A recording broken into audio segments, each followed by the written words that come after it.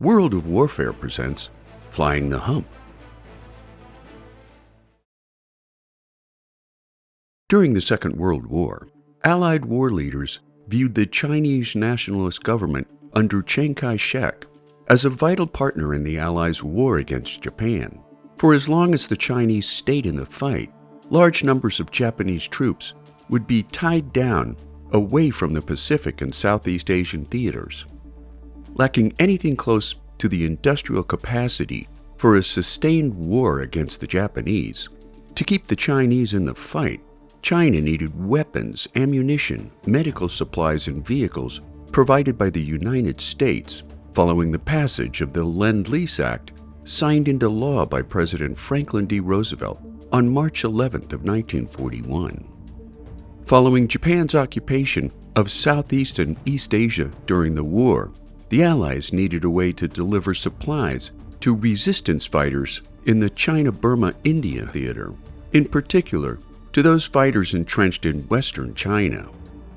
Due to a Japanese naval blockade along the Chinese coast, the 712-mile Burma Road became the Allies' primary supply line, stretching from present-day eastern Myanmar, then called Burma, to Kunming in the Yunnan province of China.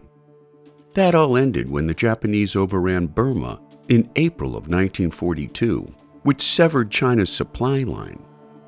Without the Burma Road, FDR faced an unacceptable situation: either find a way to support China or watch it collapse, which in turn would free Japan to redeploy more troops into the Pacific theater. The only answer was an air bridge of sorts, an idea that many Allied aviation leaders believed impossible, obliging Allied pilots and air crews to organize a non-stop airlift over the Himalayas, from Assam province in India to Kunming, forcing gutsy Allied pilots to tackle the dangerous skies over the tallest mountains and most violent weather conditions in the world.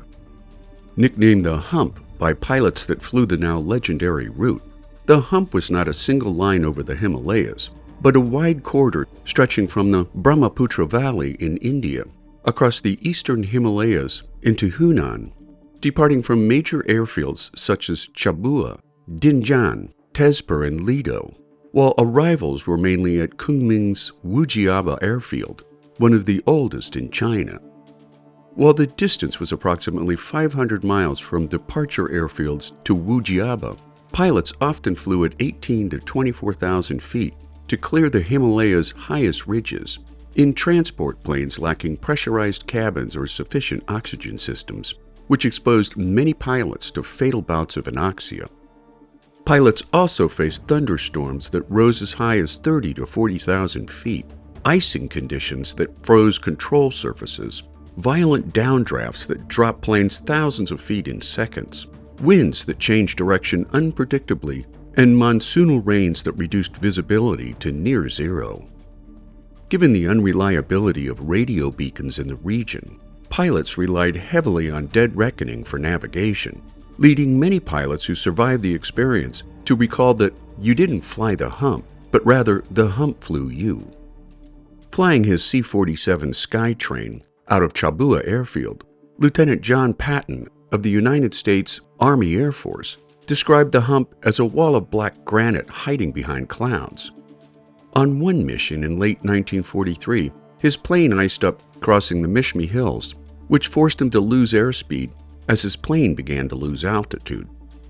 At the last minute, as he was preparing his crew for a bailout into certain death in the frigid Himalayas, his plane dropped into warmer air that miraculously melted the ice from his wings and wheel wells, allowing him to gain altitude at the last possible moment.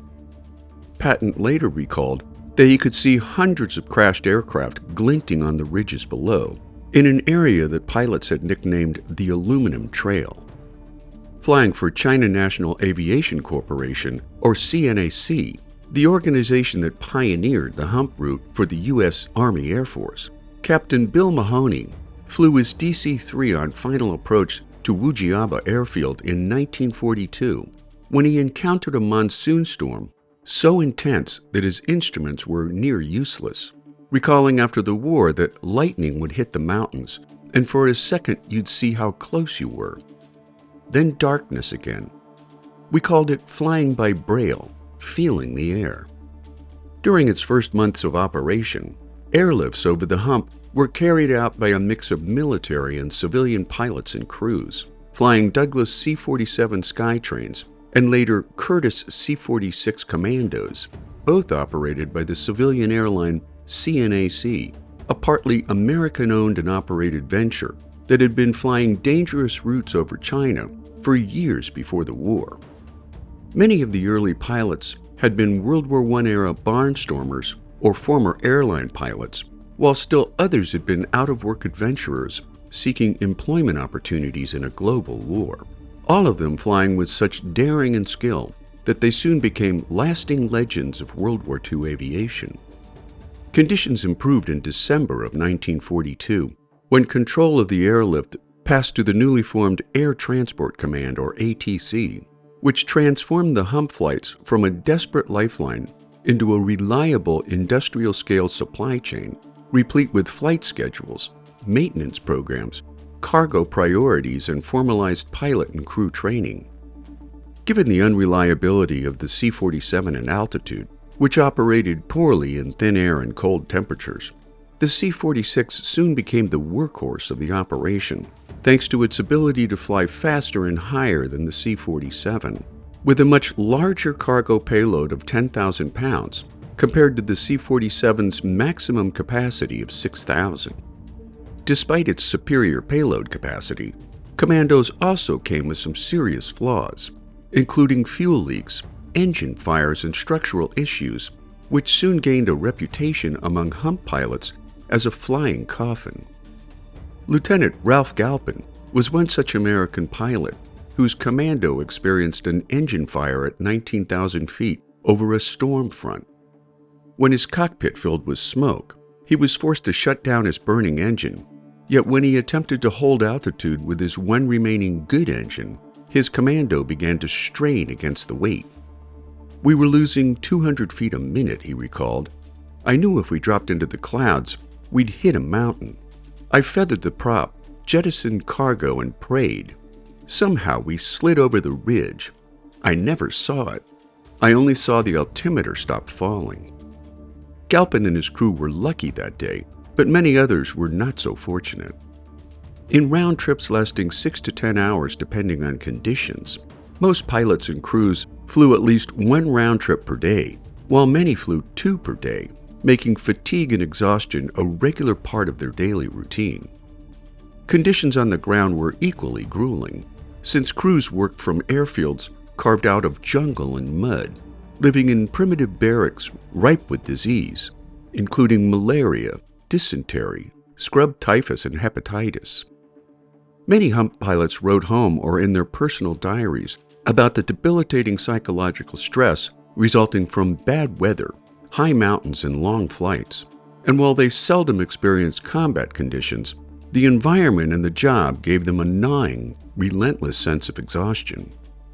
Adding to their stress were crude oxygen systems and frostbite, while engines often failed at altitude when they were pushed beyond their design limits.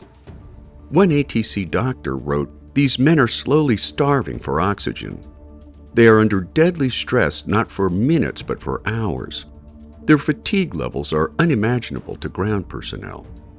While weather, terrain, and psychological fatigue were chief among hump crew dangers, Japanese fighters also attempted to shoot down airlift flights.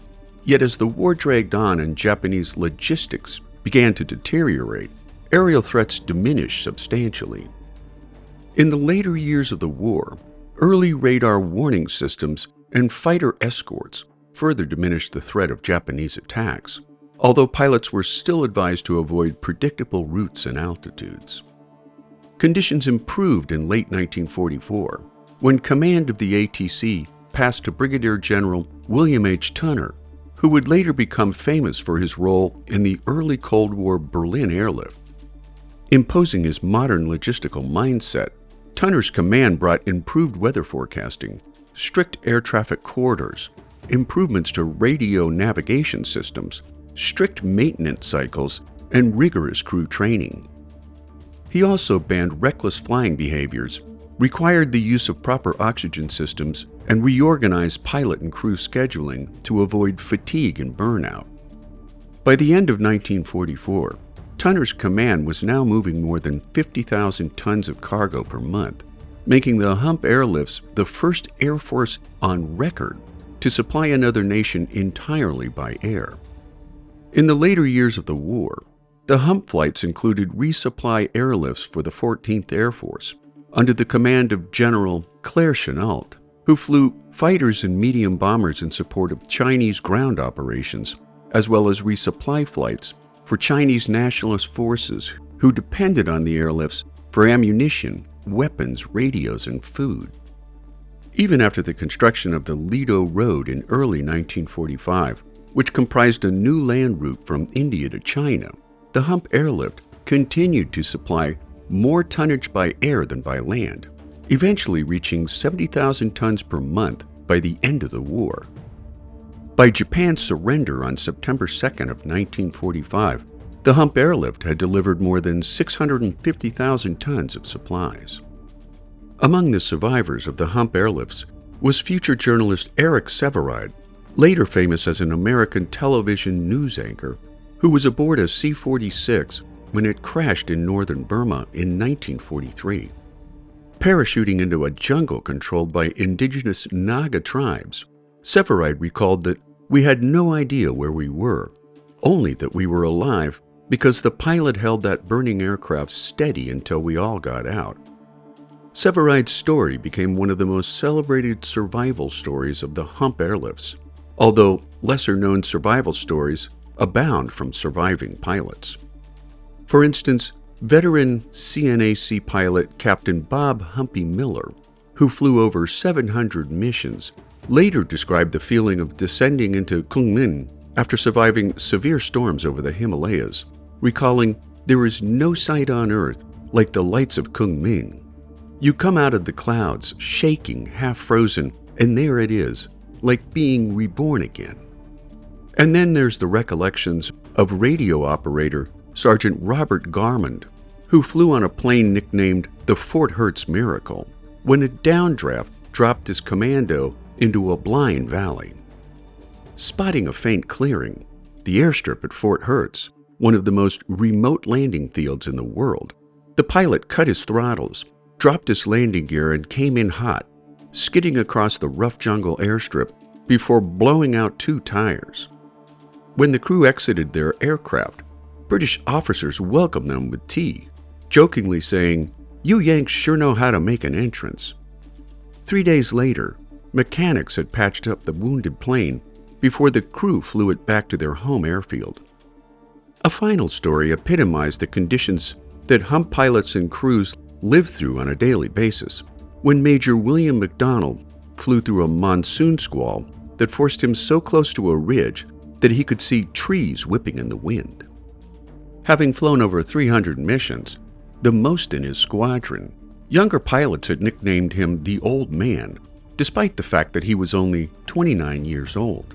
And after his close call with the ground, another pilot in his squadron later joked, "Old Man McDonald trimmed the leaves of a Himalayan pine that day," prompting McDonald to disclose his secret for surviving so many close calls years later when he said, "My secret was to fly the airplane.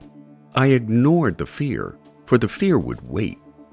The Hump also witnessed the loss of 594 aircraft and the deaths of 1,659 American and Allied airmen, whose final resting place remains largely unknown in the inhospitable reaches of the Himalayas.